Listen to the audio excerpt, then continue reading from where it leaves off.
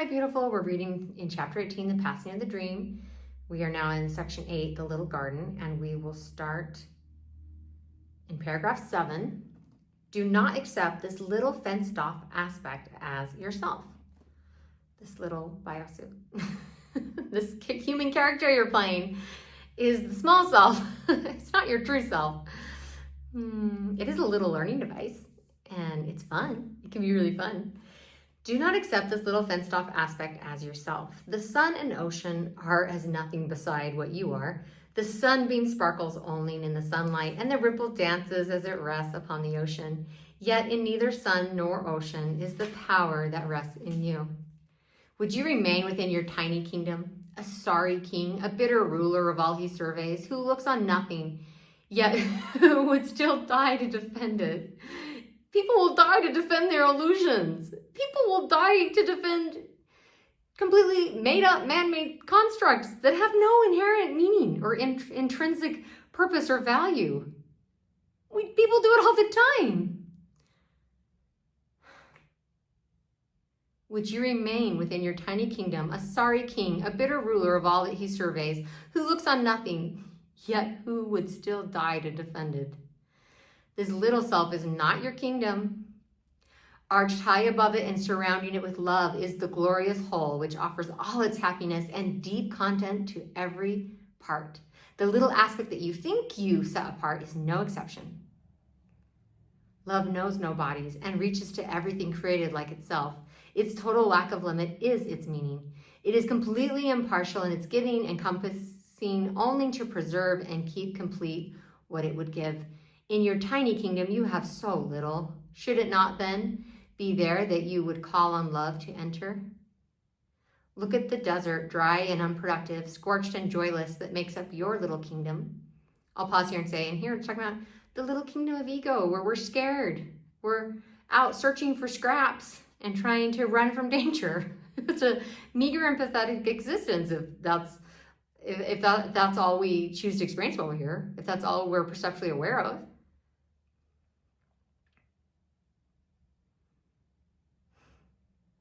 Look at the desert, dry and unproductive, scorched and joyless, that makes up your little kingdom, and realize the life and joy that love would bring to it from where it comes and where it would return with you. The thought of God surrounds your little kingdom, waiting at the barrier you built to come inside and shine upon the barren ground. See how life springs up everywhere. The desert becomes a garden, green and deep and quiet, offering rest to those who lost their way and wander in the dust. I think this is really beautiful. I'm going to read that again. The desert becomes a garden, green and deep and quiet, offering rest to those who lost their way and wander in the dust. Give them a place of refuge, prepared by love for them, where once a desert was. And everyone you welcome will bring love with him from heaven for you. They enter one by one into this holy place.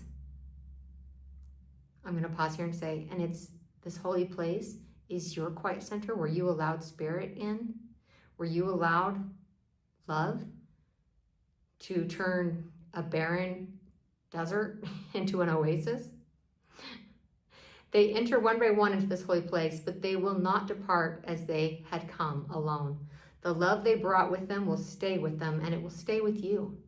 I'll pause here and say, so this love is multiplied. We lose nothing when we give and receive love. It can only be multiplied. And under its beneficence, your little garden will expand and reach out to everyone who thirsts for living water, but has grown too weary to go out on alone. I'm going to read that again. Okay, my beautiful way shower, this is why us right now, right here. This is why we're doing this course, because we are becoming the kingdom of heaven. We are becoming this oasis because we've surrendered the pettiness of ego. We just don't need it anymore. We're no longer sorry kings and bitter rulers who looks on nothing but yet would die to defend it. Or in other words, as the course has said elsewhere, you can be right or happy, but not both. Let's choose happiness.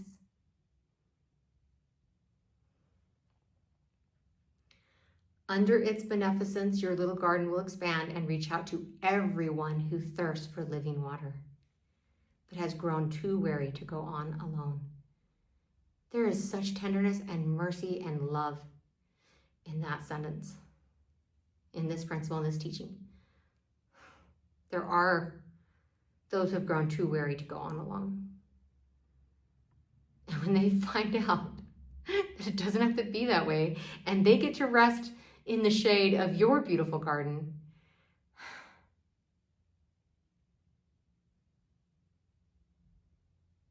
it changes them. It helps them wake up and let go of the bitterness and the fear and the contempt and the confusion. Because now they have a template for it. Go out and find them, for they bring yourself, with a capital S, the all in all, the whole, with them, and lead them gently to your quiet garden and receive their blessing there. So it will grow and stretch across the desert, leaving no lonely little kingdoms locked away from love and leaving you inside. And you will recognize yourself and see your little garden gently transformed into the kingdom of heaven with all the love of its creator shining upon it.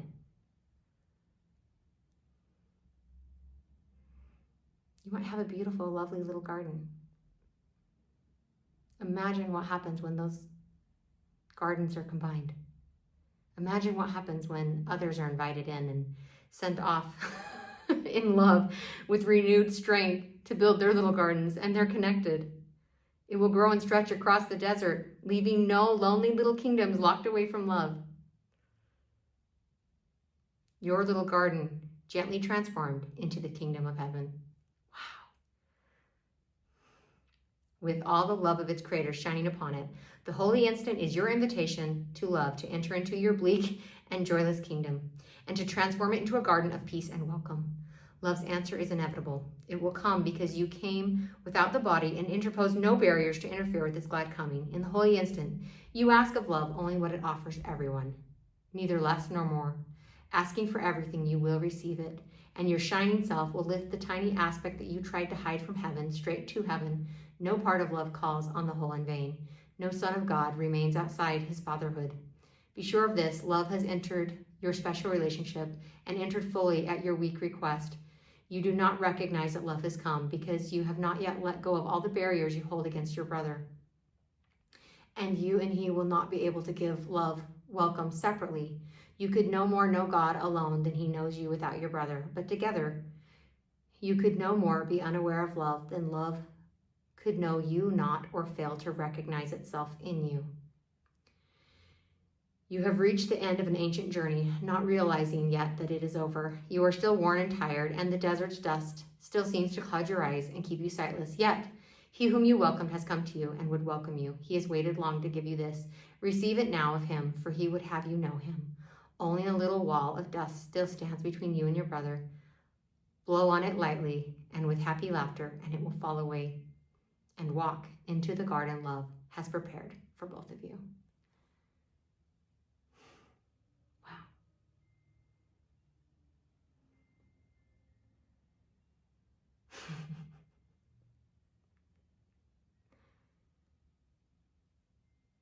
Thank you, beloved. Thank you for being here. Let us walk into the garden that love has prepared for us. I love you. Mwah. I'll see you soon.